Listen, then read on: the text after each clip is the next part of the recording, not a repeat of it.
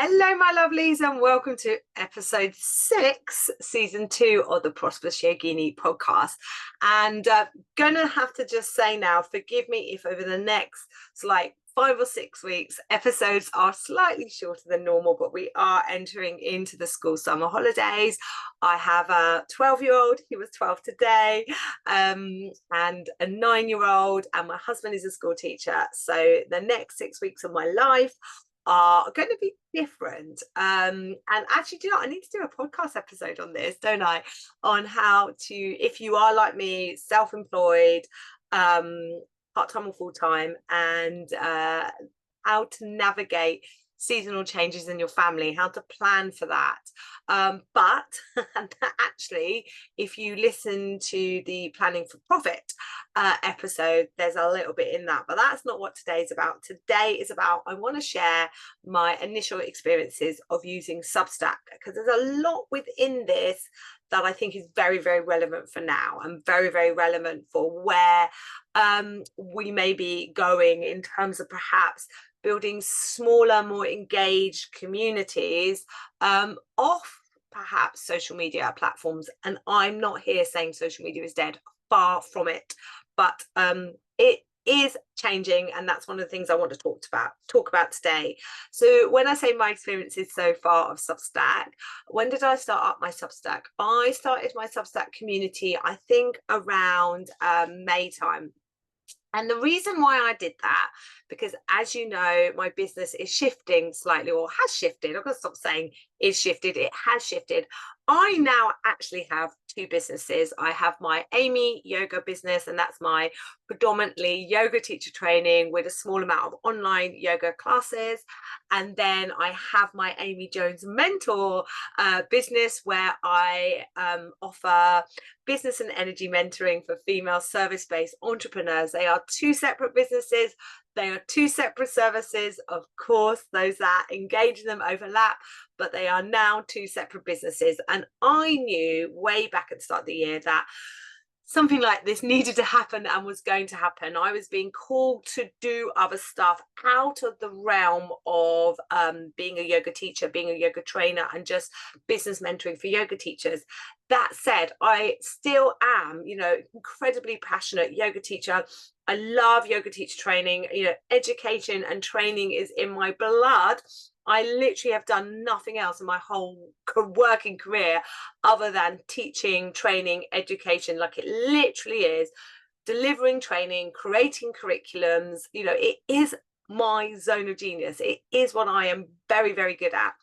But I was also being called very deeply to help more women do what lights them up and make money. And it was coming from like a desire within me to make a difference, that I could see what is possible with using many of the techniques that exist within the practice of yoga, in terms of balancing out our energy, working with the nervous system, working and navigating our beautiful brains, and that mindset work, as it's called, with compassion.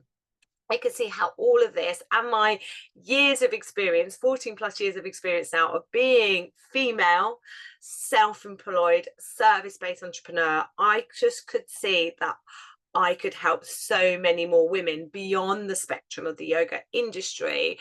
And, I make no, secret of this, that I do thoroughly believe, like, it's a deep-seated belief, that one of the reasons why I'm here is to help women make more money by doing what lights them up, by sharing their gifts with the world. And I believe that will contribute to making the world a better place. When I put on the news, which I rarely do these days, but when I put on the news and there's stuff on the news that I don't want to see, that I wish didn't happen, wasn't in existence, my feeling of it is, well, if more money was in the hands of women, if women were working in more energetically aligned ways, if things were more in balance, okay, I think the world would be better for everyone. Anyway, I'm going to come off that topic, but it does relate to why I started Substack. So I started my Substack community because you might be like, why did you even start a Substack community, Amy? You've got your podcast, you've got your social media platform. I'm set up on email marketing. I'm very good at checking in, have a good rhythm. Every Friday, I check in with my those on my email list, share a bit of a story, bit of content, that rhythm I have, sometimes offer the off freebie, and sell. That's what I do on my email list, and I'm very regular on that. So you might be like, why on earth did you add Substack into the mix? You didn't need it. But I was very conscious of this, that predominantly everyone on my mailing list was a yoga teacher. Not everyone, but predominantly everyone on my mailing list was a yoga teacher. And Instagram was a mix. Like, Instagram was definitely, because I've been shifting in terms of my content, shifting to talk more about this business and energy stuff, and shifted more into talking about, being a female service-based, soul-led entrepreneur. So Instagram, definitely my audience has shifted. But, I was very, very conscious that if they're just on Instagram, that's not a great situation, because you can lose your Instagram account tomorrow. And as I'm going to talk about today, that funky algorithm does some funky things sometimes that are beyond our control. And if you don't want to be at the mercy of the algorithm, and we're all at the mercy of the algorithm, algorithms are everywhere, but if you don't want to be at the mercy of the algorithm, then you need to build a community away from social media. So I was very conscious that I wanted to start this new business, and I had, as you can imagine, because I am a generator, human design, so many ideas. But it was like I don't know where to start. I got so many ideas. I felt a bit anxious about saying, hey, I'm doing this as well, in case people felt like I was moving away from the yoga teacher training stuff, which I'm really not. It was all this stuff, and I was like, okay, what is the next step I can take? What is the thing I can do? What is the thing that would really matter and be important? And actually building a community, saying, hey, I'm also doing this too. If you're interested in this service, come over here. And that's what I use Substack for. It's called Energy, Mindset, Money and More, my Substack community. And I was like, I'm going to show up every week, 5 minutes. It is a challenge, but somehow I managed to stick to 5 minutes. 5 minutes every week. I'm going to show up and give you a 5-minute video. So it's a vlog. It's really hard to explain what Substack is. It's a vlog. It's an email vlog, but it also exists in an app, and you can use a podcast, and it could be a blog, it could be a way of writing. There's many functions on Substack that I have yet to dive into. This is why this is my initial experiences of Substack. I am no Substack expert whatsoever, but I was like, I'm going to show up for 5 minutes every week, and I will be mixing up, sometimes it's 5 minutes of business, like real specific business advice, and sometimes it is 5 minutes of like energy work. And we've done one restorative yoga pose, we've done meditations, we've done breath work, I've done Instagram bio advice, I've done a formula layout for email marketing. If you're not on my Substack community, I'm going to put the link in the show notes, and you listen to this podcast every week, you need to get on the Substack community, because it's the podcast but only 5 minutes, and sometimes I get a little screen share out, and there's a little bit of like training, business mentoring in there as well, and it is free. You can join for free, or you can be part of the energy exchange, as I say, and buy me coffee and cake for £4.40 a month. And I do every now and again give my paid users a little extra thing. And I'll talk a bit in a moment about why, because you can set Substack up completely for free, but why I opted for a paid tier. So my experience so far, I've got about 120 subscribers. So, and that's slowly building. And what I've noticed that's interesting in terms of like where my subscribers come from, like Substack itself recommends your Substack, so people are finding me from on the platform of Substack. And I have 3 paid users. So you'll be like, well, you're only making £12, just over £12 a month, and actually it's a bit less than that, because the way Substack works, it's completely free at the point of view. So you can set yourself up on Substack completely for free. And if you're like, oh, Amy, how do you do it? I'll tell you what I did. I literally tell you what I did. I spent 2 or 3 hours spread out over the course of an evening, of a week, with a YouTube video, going into every nook and cranny on how to set up your Substack, getting set up on Substack advice. I use YouTube, right? And all the information I needed was free on YouTube. And I diarised, I set aside some time to just say it was happening. And that's how I got set up on Substack. Anyway, I've lost my train of thought. Why do I have paid users? So sorry if I've just lost my train of thought. Sorry, I'm 45. These things are going to happen nowadays. I call it a brain fart. The reason why I opted for a paid user was I wanted, when someone signs up, to ping them a welcome email, and when you sign up, you get my workshop in that welcome email, The Soulful Art of Money Making. And the only way you can have that, I've got my train of thought back, the only way that you can have that email being pinged to both free and paid users is if you put in a paid tier. So the way Substack works, sorry guys, I'm back in the room. The way Substack works is it's completely free for you and me to set up, other than we've got to spend a bit of time figuring it out. It's not rocket science. YouTube will tell you how to do it. Okay. Then the way they make money is by people paying to have access to either the whole elements of Substack or certain tiers. So some people, I saw a yoga teacher using Substack as her online membership. So if you wanted access to her weekly online class, it was on her Substack and you paid for that. Substack I can't remember what it is. Substack take a percentage, it might be 10%. So and obviously you Stripe as a checkout merchant, so there's a small Stripe fee as well. So out of the £4.40, I get £3.64. So it's left these 3 pay members, I get about £10 a month, right? And you might be like, Amy, why are you even bothering? I tell you why. I am so excited for these 3 people that are giving me this small amount of money each month.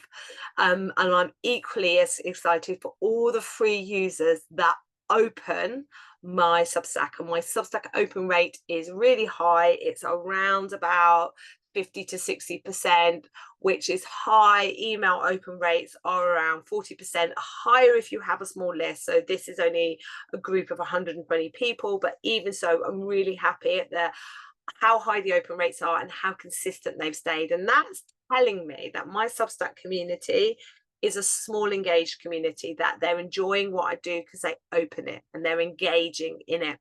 And the reason why I'm excited for these 3 people paying me, because I know from my experience of doing the podcast that if I just show up feeling excited, wanting to do what I'm doing, sharing freely, knowing it's going to go out into the world and help people, and not be attached to a metric, not being attached to, well, no one's found my podcast yet, I've only got X amount of downloads, but being in the vibration of this will grow.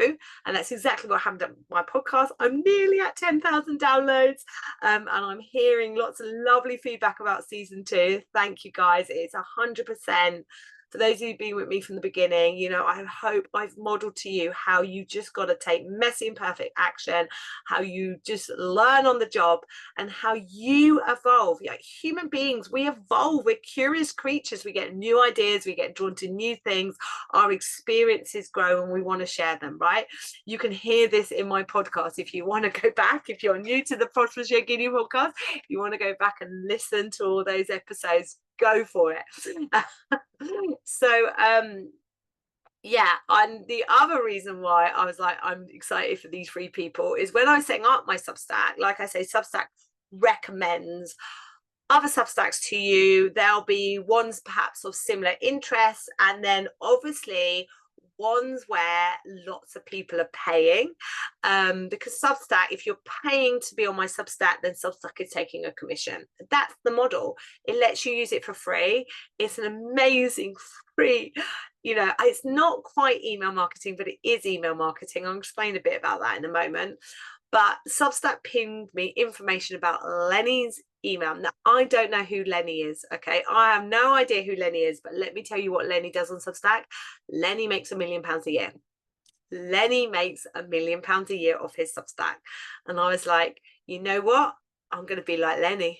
I'm going to be in it for the long game. I'm going to show up for my free users as much as I do for my paid users.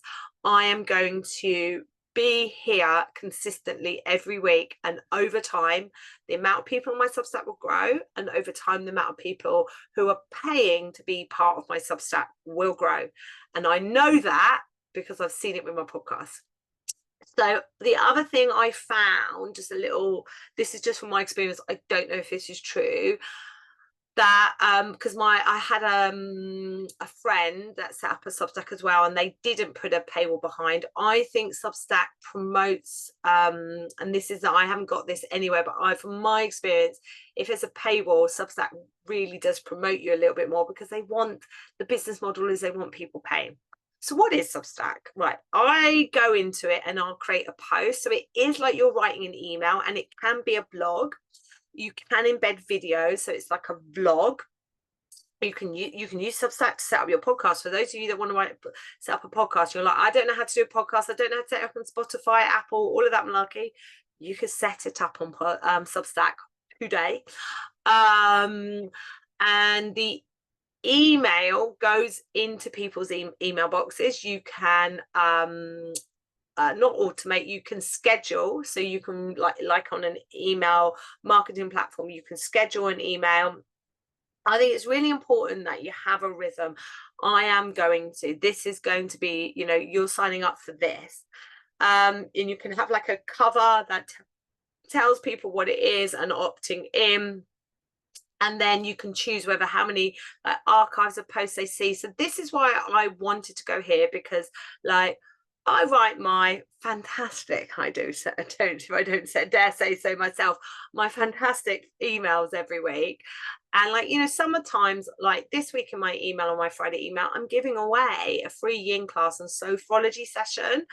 But I know what happens. These emails get lost, don't they, into the, black hole that is our email box. We don't often scroll back through to older emails. And I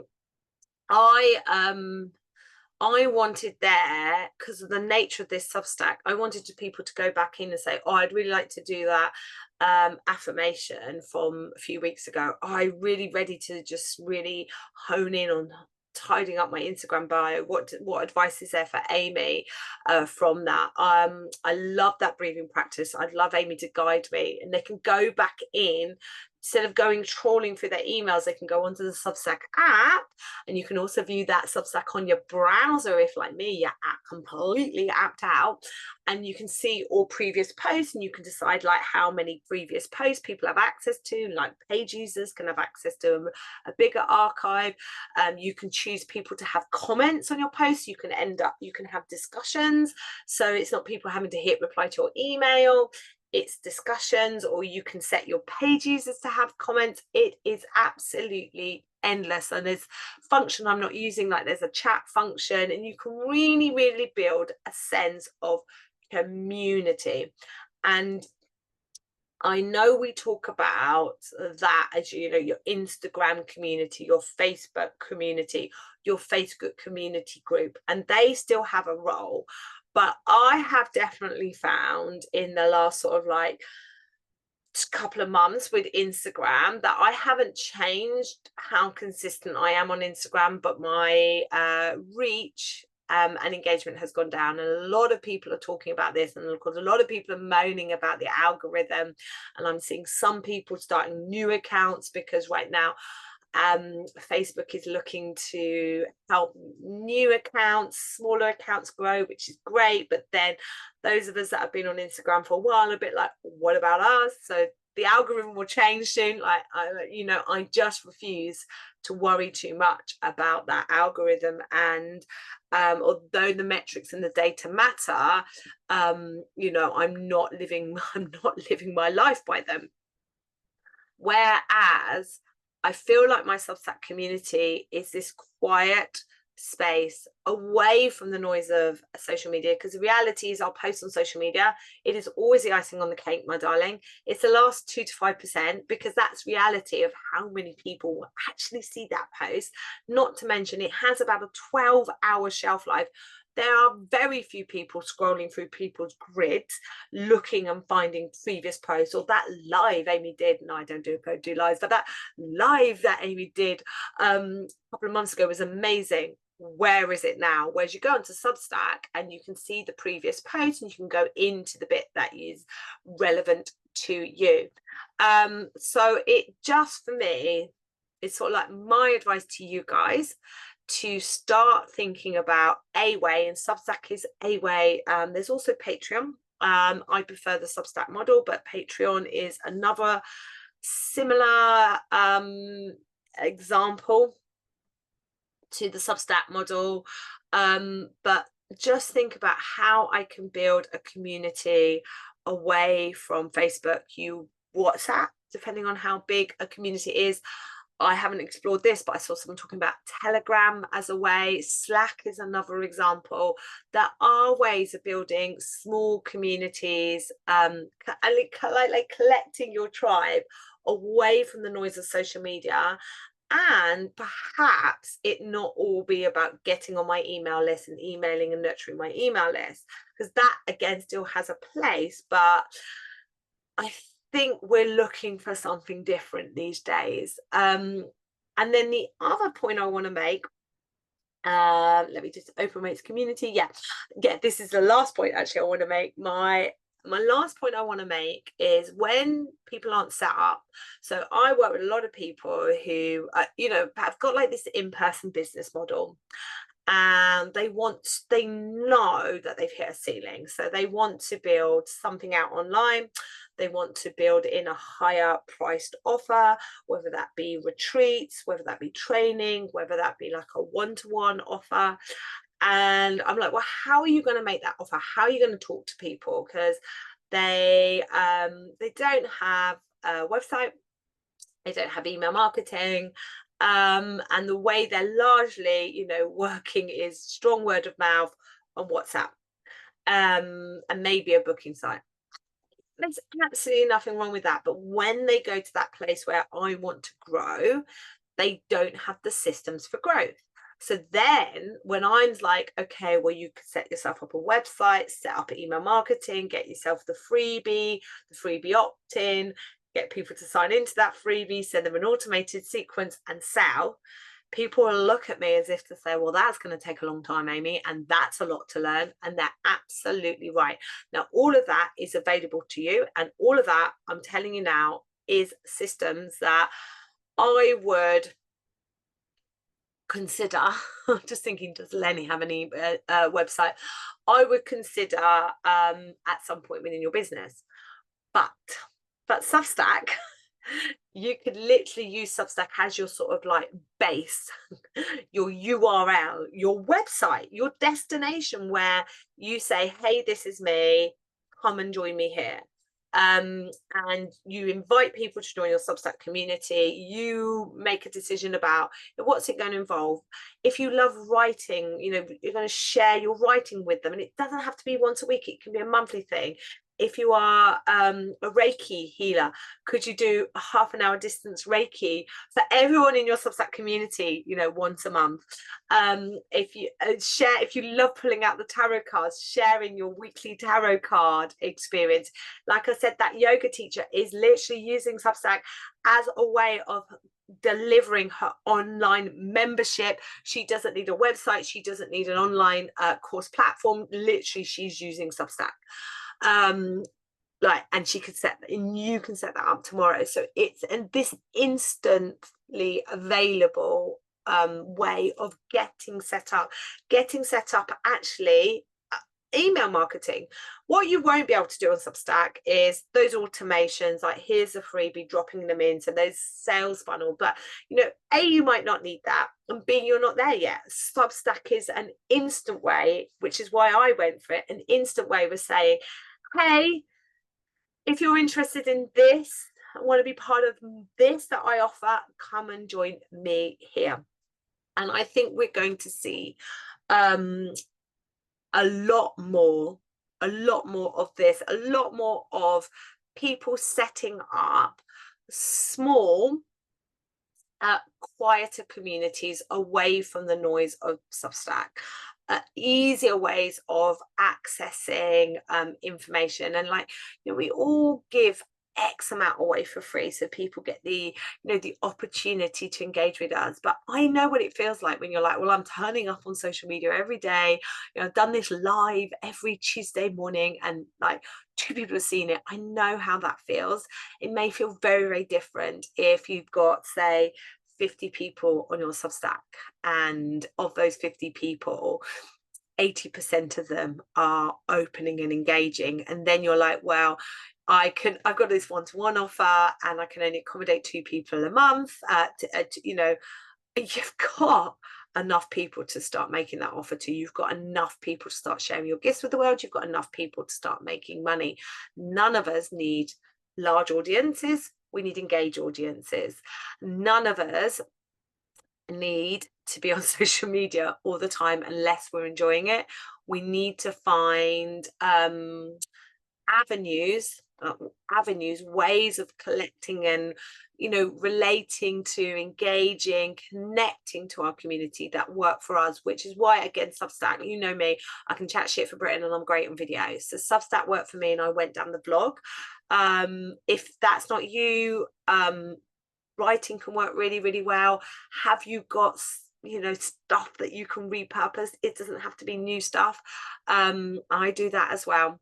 So I'll put the link in the show notes. The best thing you can do, guys, to follow my journey on Substack is to join it and to see where it goes. At the moment, it's just a weekly video vlog, either with a business or energy tip. It is free at point of use, but I will invite you to be a paid member for £4.40. Be part of the energy exchange. You engage with it differently. You'll open those emails. You'll listen to those videos if you've paid.